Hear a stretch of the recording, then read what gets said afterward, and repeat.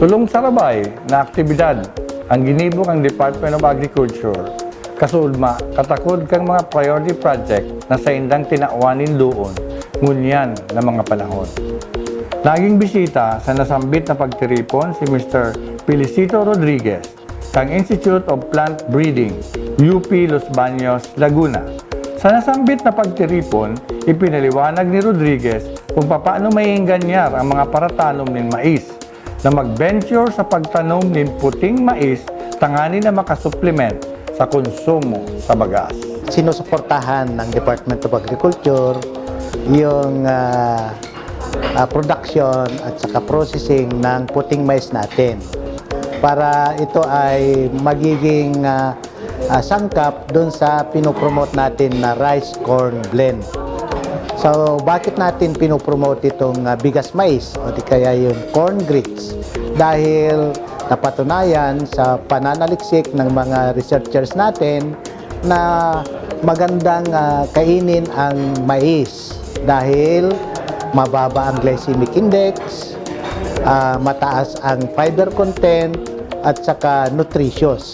Kaya ang main purpose o intention ng pag-promote natin ng puting mais, yung corn grits ay para sa kalusugan ng tao.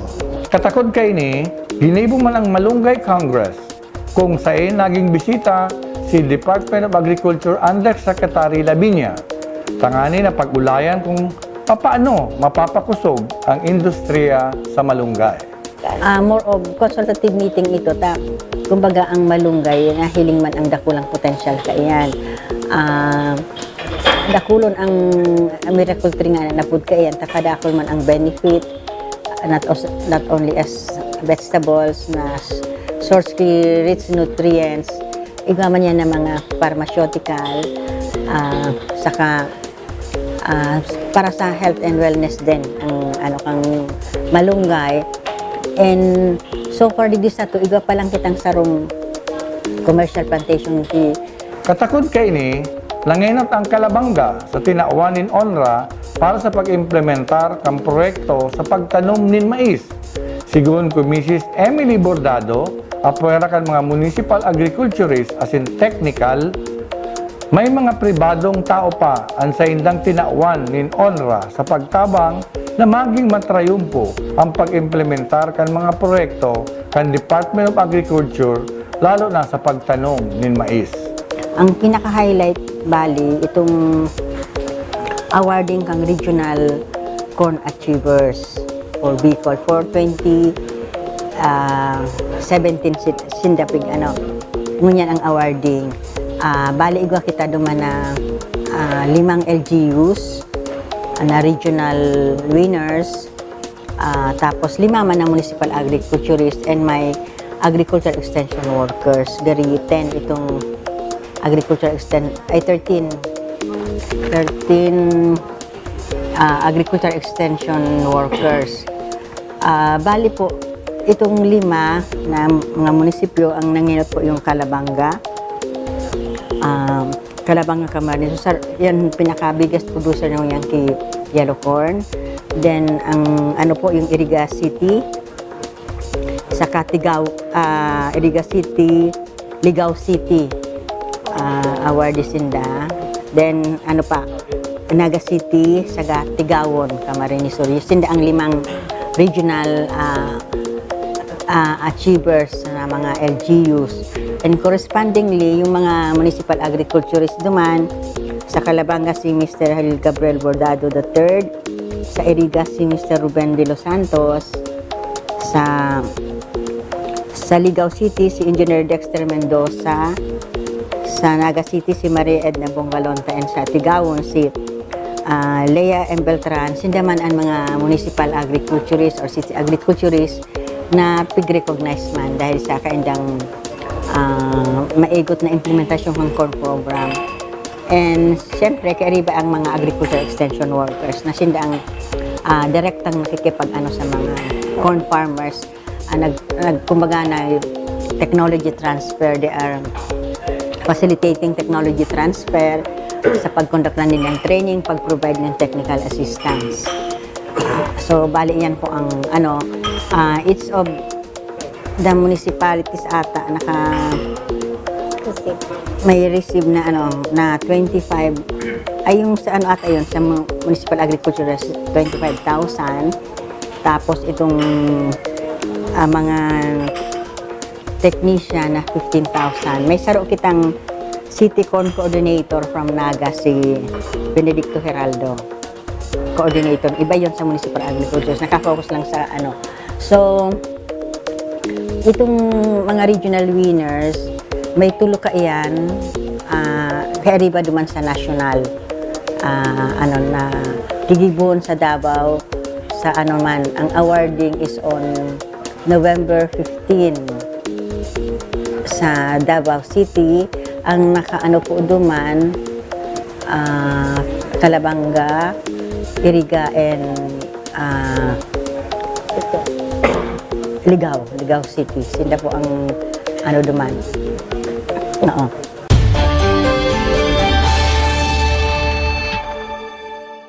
Sa ibang bareta, mayong dapat na ipaghandal ang mga konsumidor huli sa bastante ang supply ng bagas digdi sa Camarines Sur. Ini ang tinawan doon ni Officer in Charge, Regional Technical Director for Operation, Rodel Tornilla, sa ginibong media briefing kasuugma sa Villa Caceres. Sigun ki Tornilla, puon kang Setyembre hasta sa presente, sunod-sunod na ang pag-ani kan mga parauma. Yung actual harvest natin from September, which is 63,000 metric tons, would provide an additional of 20.95 days na pagkain. So, yung harvest ng September plus yung stocks ng NFA, commercial and household, magtatagal po siya ng 54 or 55 days. Plus yung na-harvest natin noong October, na nag-peak na ang harvesting natin na sa 184 or 185,000 metric tons, magbibigay po ng additional na 61.18. So yan po yung inaasahan natin na magpapababa ng presyo ng palay natin ngayon. Katakod kay ni, piglansar kasuugma kang Department of Agriculture ang rice corn blend, kung saan bigyan ganyar ang mga pribadong paratanom na mag-venture o magprobar na magtanom ng mais, tanganing masolusyonan ang mga problema sa bagas asin ang problema sa salud, kung saan nagdadakol ang mga kaso ng mga may diabetes. Sigun kay Lorenzo Albinia, Regional Corn Program Coordinator, apuwer kang ini, masustansya huli sa halangkaw na protina kaini. Makakatabang patanganin na maibitaran ang magkaigwa ninhelang na diabetes. Sa ngunyan, ang Masbate ang may pinakadakulang numero ni white corn producer. Ang sinasabi mi lang, let us take a look at this option na yung long-term effect niya is for a healthier body. So, duman po ang premise kang promotion me na again, socio-culturally sa mainland Bicol, di siya popular Kasi dakulaan po ang rice area ta. So, there's no need to worry about supply of rice. However, in some parts of the region like Masbate, this is an alternate staple, or hindi ka alternate this is their main staple.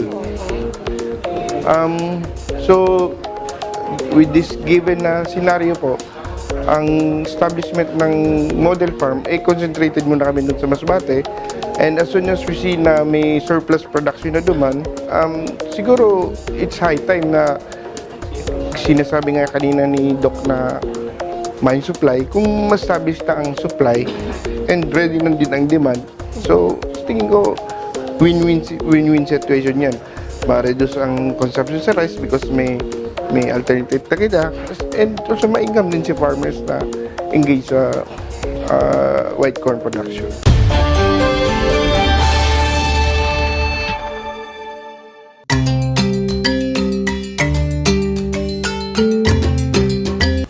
Anong baon mo? Meron akong cookies, juice, at chips. Ikaw, meron akong apple, biscuit, water at puting mais. Puting mais? Bakit meron ka ba? Sabi kasi ni Mommy, ang puting mais ay sagana sa nutrisyon. At nagbibigay sa akin ng energy. Pagod na ako. Buti ka pa, mabilis ka tumakbo at di ka mabilis mapagod. Kaya nga lagi akong kumakain ng puting mais para iwas sakit at pure energy para sa batang maliliit. Ito, kain ka din.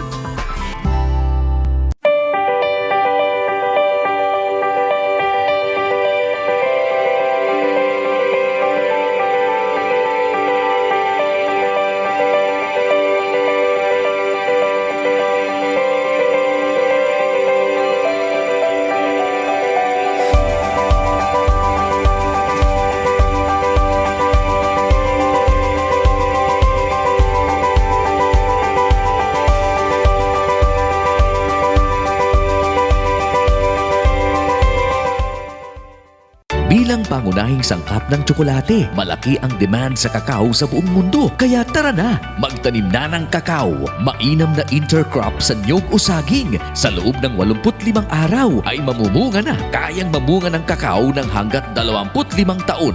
Ang Department of Agriculture sa Bicol ay namamahagi ng libreng pananim sa mga interesadong magsasaka. Para sa dagdag impormasyon, makipag-ugnayan lamang sa Department of Agriculture sa Bicol sa numerong 4777-254. Aram daw nindo na sa paggamit ng certified palay seeds, nakakasiguro na kita nin dagdag na 10% sa satuyang ani. Ang certified seeds, hali sa kalidad na banhi na pigproducer kan mga rehistradong seed growers asin nag-agi sa proseso ng sertifikasyon. Makakasiguro kita nin parantay na pagdakula, may kalidad asin marikas na magtalubong banhi. Sapat na bigas, kaya ng Ang astig na Pinoy, malakas, malusog, malinaw ang mata, matalas ang isip, matibay ang puso, malakas na pangangatawan, laging palaban. Ang astig na Pinoy, kumakain ng gulay. Mayaman ang mangga sa vitamina A at C na nagpapalakas ng katawan at resistensya laban sa mga sakit. Punong-puno ng iba't ibang mineral tulad ng potassium, calcium at phosphorus na nagpapataas ng enerhiya. Ang mangga ay nagpapalusog ng katawan at nakakatulong sa pag-iwas sa mga sakit tulad ng kanser at pagtaas ng kolesterol. Malinamnam at masustansya, masarap kainin sa kahit na anong panahon. Mangga, ang tunay na kampiyon. I have a lot of responsibilities. As an individual, ginagawa ko ang responsibility ko by not wasting rice. Konti-konting kanin muna para walang kaning matira. As a mom, ginagawa ko ang responsibility ko by making sure that my family is healthy. Kumakain kami ng brown rice or unpolished rice at kaning may halong mais. Finally, as a policymaker, ginagawa ko ang responsibility ko by supporting policies that help minimize rice wastage. Bilang pasasalamat sa pinaghirapan ng mga magsasaka. Ikaw, what is your contribution to the rice industry? Responsible ka ba?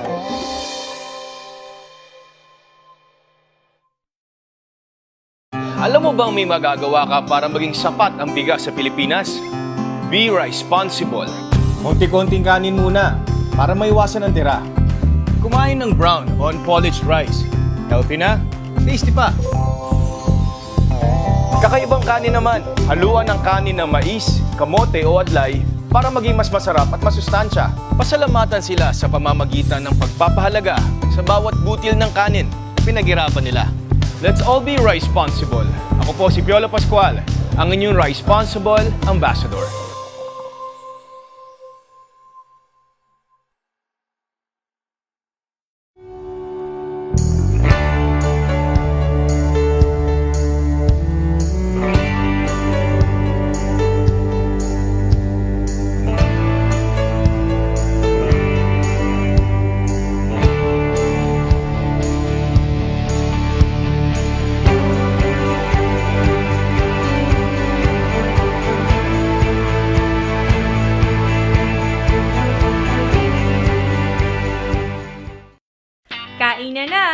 Siyempre, hindi kumpleto kapag walang kanin. Almusal, hapunan, sa karinderya, restaurant, only rice, half rice, brown, puti. Sa bahay, opisina, pati sa eskwela. Basta, wag lang may maaksaya. Palay, bigas, kanin, wag sayangin. Bigyang halaga ang mga munting butil upang tayo'y pagpalain ng isang masaganang ani. Isang paalala mula sa Department of Agriculture.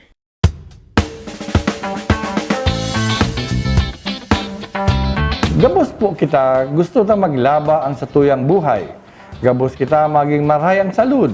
Kaya sa pagpapadagos kang asenso sa agrikultura, binisita mi ang duwang barangay na mapapabilib ka kasi sa maski yaon sa laog kang Central Business District, pero sa pagmauwot ninda na maging self-sustainable, as in may maray na pagkakan na makukuhaan sa indang mga konstituentes, naghanap din paagi, tanganin na makatanom sa Barangay Lerma, sigun kay Barangay Captain Domingo Serrado, haloy ng proyekto ini kang sa indang barangay.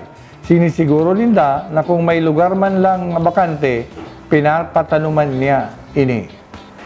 Itong mga nakaaging taon, ang pag-harvest dyan mo, itong nagtatanong sinda, pagtatanong minda na agad ning kuyan sidling, di duman sa DE, Department of Culture, na tinatanong minda alagad pag darakula na, nag-harvest man, nagtrabaho man. Pagkatapos, nagtrabaho, pagkatapos, tigyo-supportaran man, na igwangani dyan buong budget mati, mga batag, assorted ma'am, batag, sili, okra, pichay, talong, marigoso, ampalaya, suwas, ito bagang ampalaya na saradit. Ano di? Iyo yan ang tiga-harvest kaito. Pagkatapos kaito ma'am, kayo yung administrasyon ko na mga 2 taon tulo. Medyo garo nag-istrikto si Kuyan, si Peter na sortida na medyo tig-hold na, garo tig-hold na kami. Dahil ang gayo na taning atensyon. Kaya si nagtatanong dyan, si Barangay Tanod na lang. Sinda naman nagkuproteher. Pero pinapanauman ma'am, dahil man pinapabakan. Pinapadagos na mangyaray. Pero ang focus po talaga ma'am, ang target mo niyan kan Department of Culture, yaon po si Eduardo Candelaria, yaon po siya dyan sa may likod, nagtatanong sa likod ni dating Barangay Ex-Kapitan Go.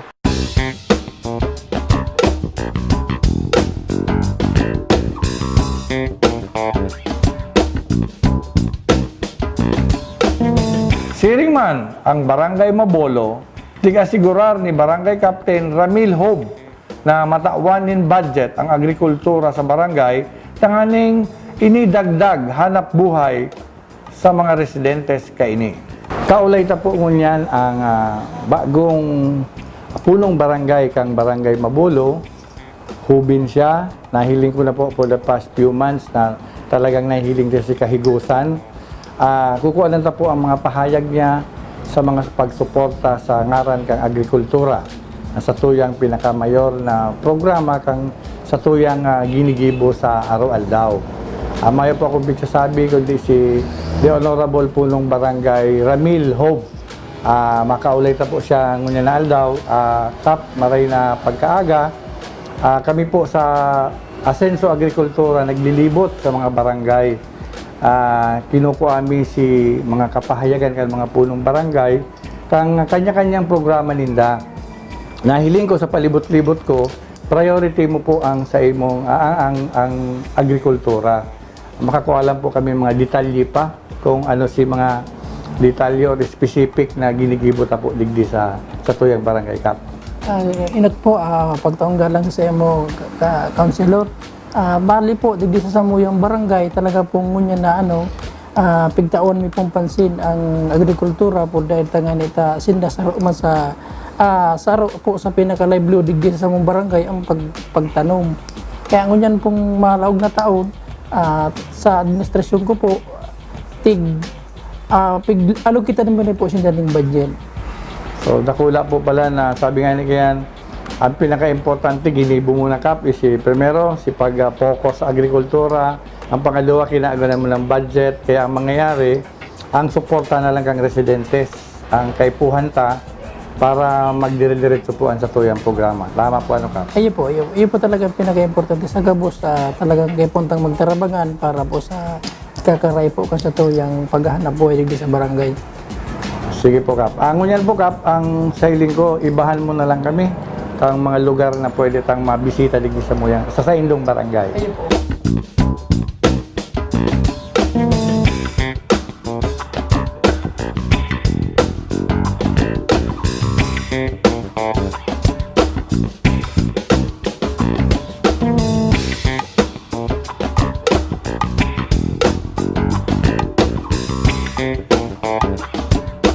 Diyos maray na aga po sa tuya.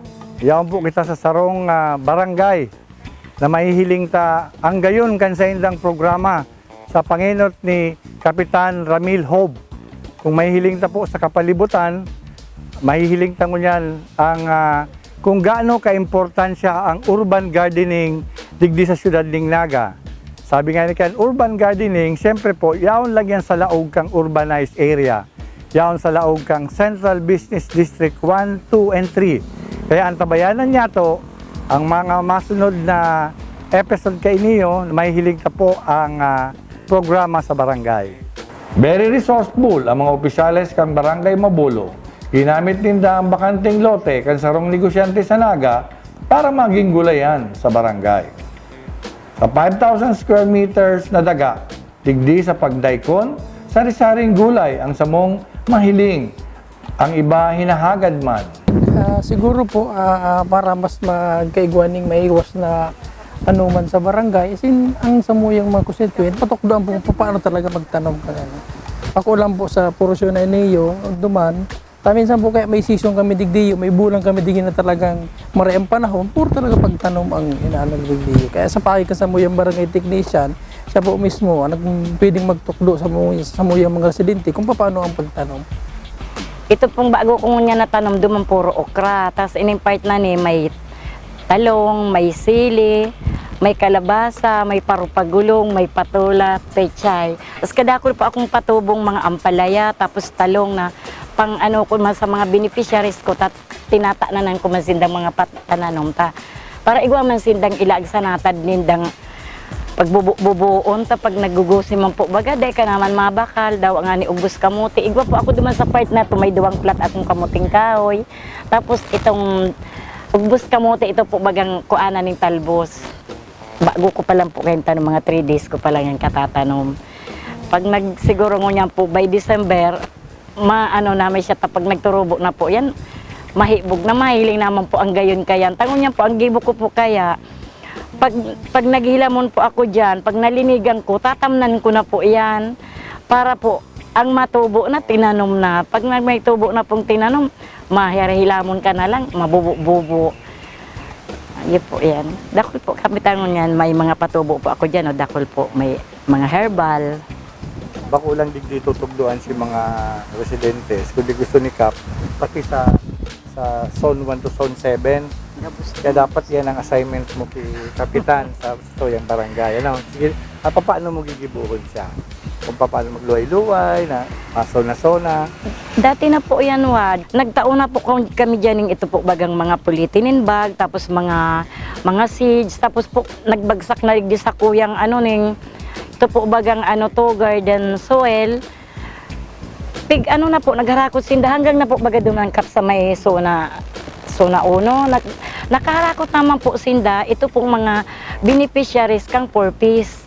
Sabi ko po nga ni sa enda, maski da ka pa man po baga kaibanan kung sa ano man na organisasyon, pwede ka man po baga magtanom, ini po nga ning yaw nagdiyo sa mga may man po baga sa nailiher na bagong ini mga rabos na organisasyon. O pinapaturubuan ko po nga ni sindangon niya ni mga pananom, tatawanan ko po sinda, itatanom ninda dyan. Tapos sabi ko, kung baga po pag nagbunga, dawa pansadiri na lang, day na mabakal. Tapos maray man po baga girari itong igwang organic na mga gulay, day kita maasa dyan sa kung mabakal pa, kung makampanira, pwede ka naman po bagang maggutos na lang dyan. alisuman mo na, o salbado na po bagas sa pagkamahal kang bagas ngunyan. May libre ka ng panira sa natad mo, dahil ka na po mamang problema. Siyempre, bako lang ang duwang barangay na ini ang nasa Central Business District ang may proyekta sa gulayan. Ang Barangay Santa Cruz, orgulyong makakaproduce ng mga sari-saring gulay as in herb sa laog mismo kang sa tong lugar digdi.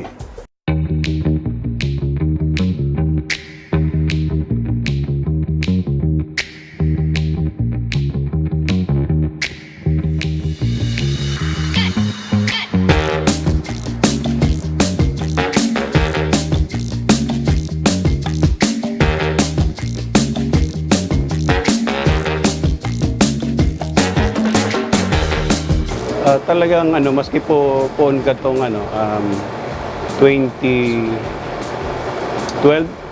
nasa nasa Lopon. Ako ang nag-attender na talaga tong mga garden kang barangay. Sa madaling sabi po, halawig na po ang ang pakinabang pag-igwa kaning urban gardening. Iyo po na itong mga iningyan po sa barangay si mga apod kani mga barabakyard. Tama man kaming dakulang lote. Gabos pong mga na tanom nagagamit mi sa samuyang mga activity. Bako lang duman sa itong mga may malnourished kaming duwang pigaataman. Kundi si mga constituent kang Barangay Santa Cruz. Ito pong barangay garden mi po dyan.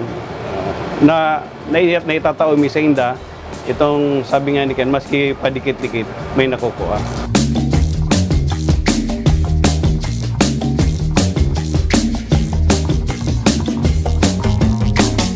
Sabi nga ni Ken, pag sararo ang barangay council, ang programa kang nasyonal, o kaya ibisa to sa city, gabos naman matututukan yan. Kumbaga dahil man nagsisirinti ka ng pag-iriba. Sa madaling sabi, pag sararo, mas madali ang innovation kang kada komitiba. Pigtataw mi yan dahil sa constituent man talaga. Kung anong mga programa kang syudad, iyo ang pigigibong. Dati, igwa kaming, ito nag-fourth place kami, igwa kaming 10 mga malnourished. Tapos, itong saro, nag-first place na kami, nagbawas na siya. Instead of 10, naging na lang siyang Tapos, katong nangganan naman kami, nag-first place kami, duwa na sana si malnourished na tatada. Bali, continuous ming nakaputan ang first place sa 2 taon.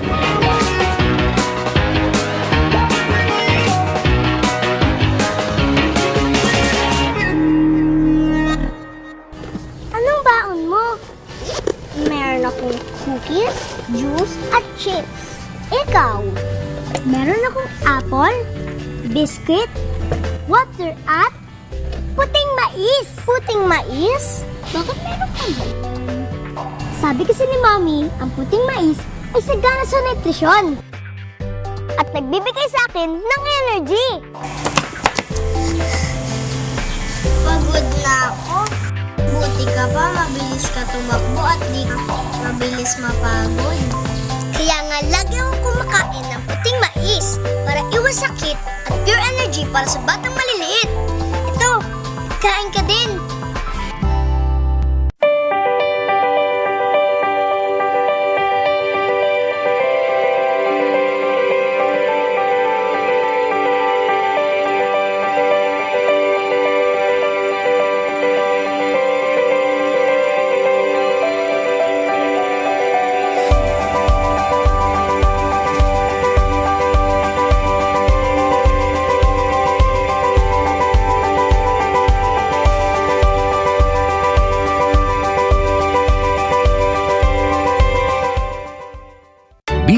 pangunahing sangkap ng tsokolate. Malaki ang demand sa kakao sa buong mundo. Kaya tara na, magtanim na ng kakao. Mainam na intercrop sa niyog o saging. Sa loob ng 85 araw ay mamumunga na. Kayang mamunga ng kakao ng hanggat 25 taon. Ang Department of Agriculture sa Bicol ay namamahagi ng libreng pananim sa mga interesadong magsasaka. Para sa dagdag impormasyon, makipag-ugnayan lamang sa Department of Agriculture sa Bicol sa numerong 4777-254. Aram daw nindo na sa paggamit ng certified palay seeds, nakakasiguro na kita ng dagdag na 10% sa satuyang ani. Ang certified seeds, hali sa kalidad na banhi na pigproducer kan mga rehistradong seed growers asin nag-agi sa proseso ng sertifikasyon. Makakasiguro kita nin parantay na pagdakula, may kalidad asin marikas na magtalubong banhi. Sapat na bigas, kaya ng Ang astig na Pinoy, malakas, malusog, malinaw ang mata, matalas ang isip, matibay ang puso, malakas na pangangatawan, laging palaban. Ang astig na Pinoy, kumakain ng gulay. Mayaman ang mangga sa vitamina A at C na nagpapalakas ng katawan at resistensya laban sa mga sakit. Punong-puno ng iba't ibang mineral tulad ng potassium, calcium at phosphorus na nagpapataas ng enerhiya. Ang mangga ay nagpapalusog ng katawan at nakakatulong sa pag-iwas sa mga sakit tulad ng kanser at pagtaas ng kolesterol. Malinamnam at masustansya, masarap kainin sa kahit na anong panahon. Mangga, ang tunay na kampiyon. I have a lot of responsibilities. As an individual, ginagawa ko ang responsibility ko by not wasting rice. Konti-konting kanin muna para walang kaning matira. As a mom, ginagawa ko ang responsibility ko by making sure that my family is healthy. Kumakain kami ng brown rice or unpolished rice at kaning may halong mais. Finally, as a policymaker, ginagawa ko ang responsibility ko by supporting policies that help minimize rice wastage. Bilang pasasalamat sa pinaghirapan ng mga magsasaka. Ikaw, what is your contribution to the rice industry? Responsible ka ba?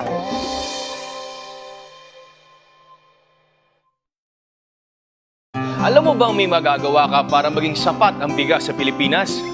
Be responsible. Konti-konting kanin muna para maiwasan ang tira. Kumain ng brown o unpolished rice.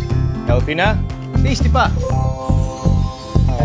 Kakaibang kanin naman, haluan ng kanin ng mais, kamote o adlay para maging mas masarap at masustansya. Pasalamatan sila sa pamamagitan ng pagpapahalaga sa bawat butil ng kanin na pinaghirapan nila. Let's all be responsible. Ako po si Piolo Pascual, ang inyong responsible ambassador.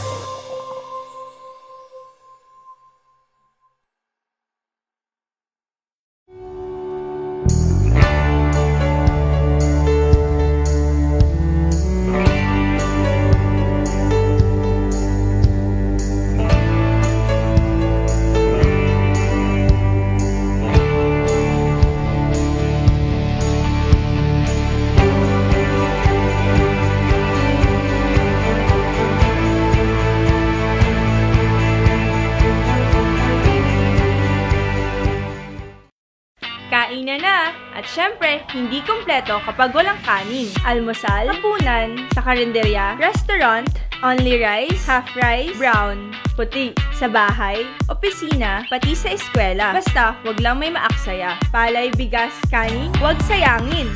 Bigyang halaga ang mga munting butil upang tayo'y pagpalain ng isang masaganang ani. Isang paalala mula sa Department of Agriculture.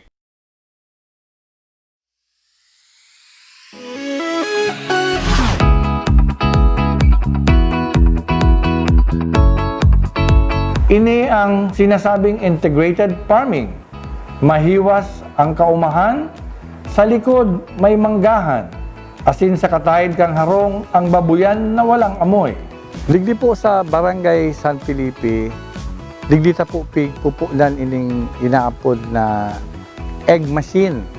Ang egg machine po, itong sarong programa na igwa kaning mga layer na mga manok na sinda aalagaan mo lang ning 1 month, tatawang ka na nindang sugok. Kaya ini po si Saro sa mga proyekta to sa buong Naga, pero ang Barangay San Felipe po through the Punong Barangay, si Punong Barangay Al na Rodriguez, siya po nagdesider na tabangan niya ang ang mga paraumata digdi sa Barangay San Felipe para maka-avail kaning programa kang sa tuyang lokal na gobyerno kang siyudad ning Naga.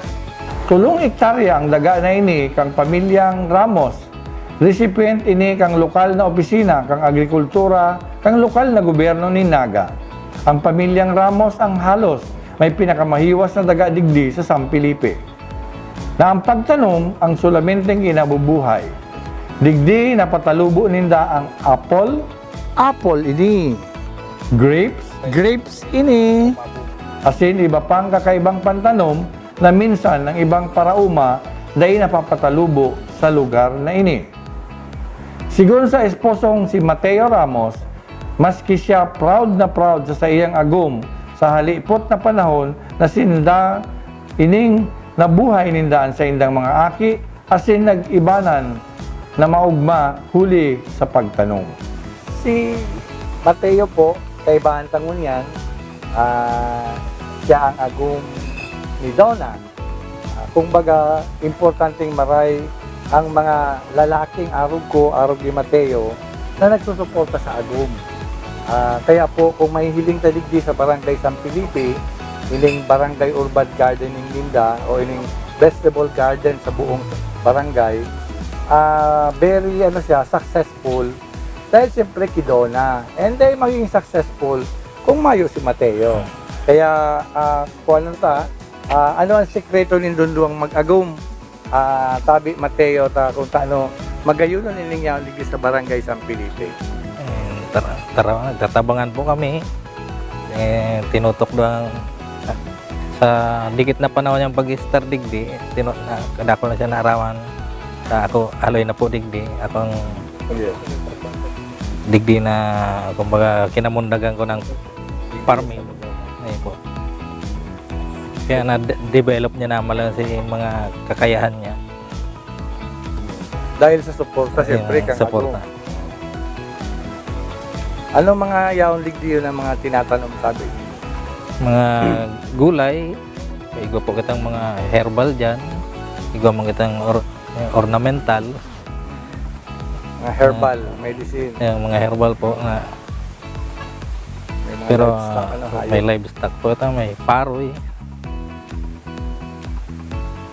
So maswerte talaga ang Barangay San Felipe na ang pamilya Ramos, ang pamilya Ramos, malinaw na maray na pagtabang digdi sila nag-iimbwelto sa agrikultura, maugma ang pamilya.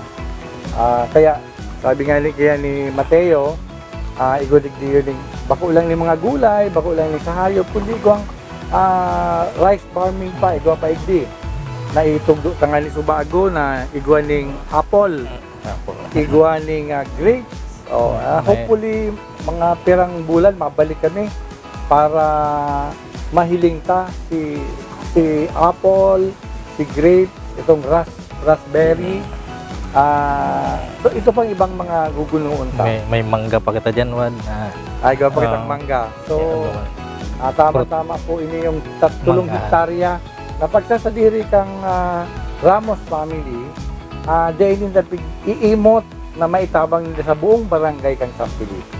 Tama ako, Mateo. Iya po.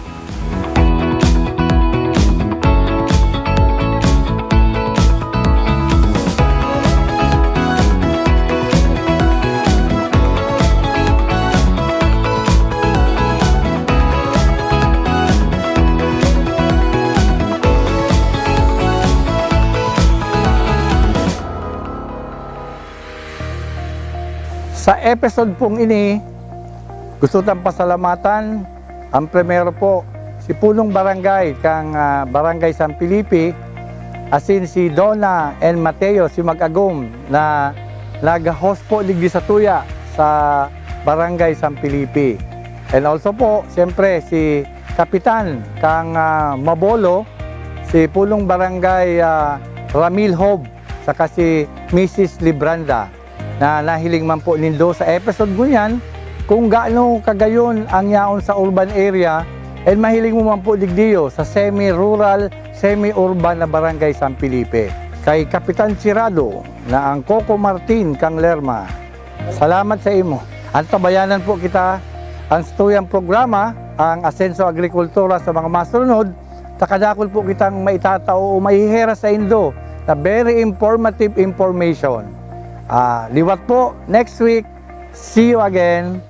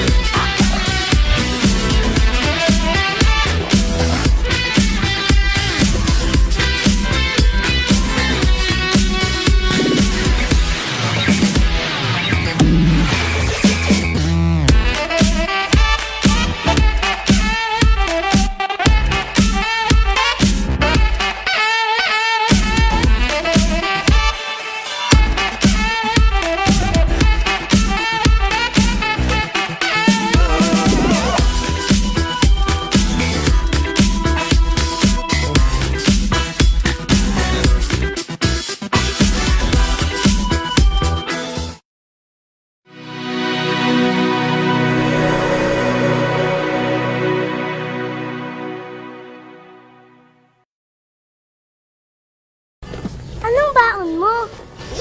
Meron akong cookies, juice, at chips. Ikaw? Meron akong apple, biscuit, water, at puting mais. Puting mais? Bakit meron ka ba? Sabi kasi ni Mommy, ang puting mais ay sagana sa nutrisyon. At nagbibigay sa akin ng energy. Pagod na ako. Buti ka pa, mabilis ka tumakbo at di ka mabilis mapagod. Kaya nga lagi akong kumakain ng puting mais para iwas sakit at pure energy para sa batang maliliit. Ito, kain ka din.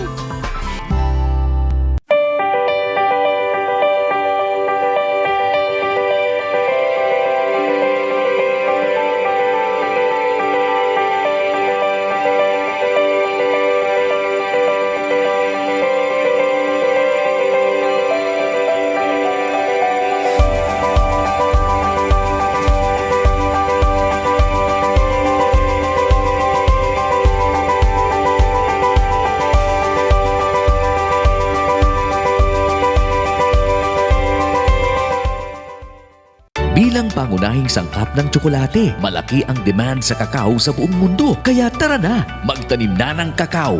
Mainam na intercrop sa niyog o saging. Sa loob ng 85 araw ay mamumunga na. Kayang mamunga ng kakao ng hanggat 25 taon. Ang Department of Agriculture sa Bicol ay namamahagi ng libreng pananim sa mga interesadong magsasaka. Para sa dagdag impormasyon, makipag-ugnayan lamang sa Department of Agriculture sa Bicol sa numerong 4777-254. Aram daw nindo na sa paggamit ng Certified Palay Seeds, nakakasiguro na kita ng dagdag na 10% sa satuyang ani. Ang Certified Seeds, hali sa kalidad na banhi na pigproducer kan mga rehistradong seed growers asin nag-agi sa proseso ng sertifikasyon. Makakasiguro kita nin parantay na pagdakula, may kalidad asin marikas na magtalubong banhi. Sapat na bigas, kaya ng Pinas. Ang astig na Pinoy, malakas, malusog, malinaw ang mata, Matalas ang isip. Matibay ang puso. Malakas na pangangatawan. Laging palaban. Ang astig na Pinoy, kumakain ng gulay. Mayaman ang mangga sa vitamina A at C na nagpapalakas ng katawan at resistensya laban sa mga sakit. Punong-puno ng iba't ibang mineral tulad ng potassium, calcium at phosphorus na nagpapataas ng enerhiya. Ang mangga ay nagpapalusog ng katawan at nakakatulong sa pag-iwas sa mga sakit tulad ng kanser at pagtaas ng kolesterol. Malinamnam at masustansya, masarap kainin sa kahit na anong panahon. Mangga, ang tunay na kampiyon. I have a lot of responsibilities. As an individual, ginagawa ko ang responsibility ko by not wasting rice. Konti-konting kanin muna para walang kaning matira. As a mom, ginagawa ko ang responsibility ko by making sure that my family is healthy. Kumakain kami ng brown rice or unpolished rice at kaning may halong mais. Finally, as a policymaker, ginagawa ko ang responsibility ko by supporting policies that help minimize rice wastage. Bilang pasasalamat sa pinaghirapan ng mga magsasaka. Ikaw, what is your contribution to the rice industry? Responsible ka ba?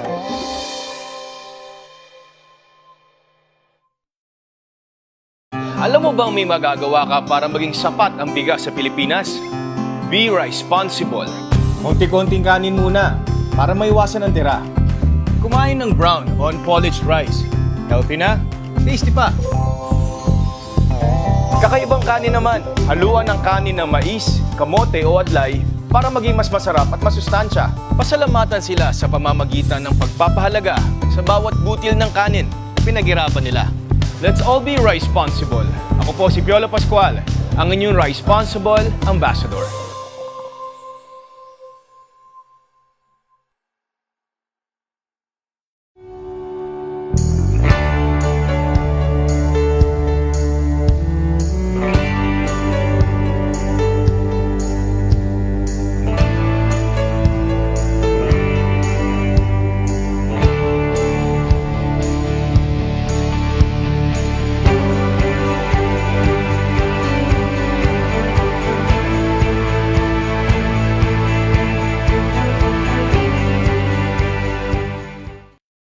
Kainan na! At syempre, hindi kumpleto kapag walang kanin. Almusal, hapunan, sa karinderya, restaurant, only rice, half rice, brown, puti. Sa bahay, opisina, pati sa eskwela. Basta, wag lang may maaksaya. Palay, bigas, kanin, wag sayangin.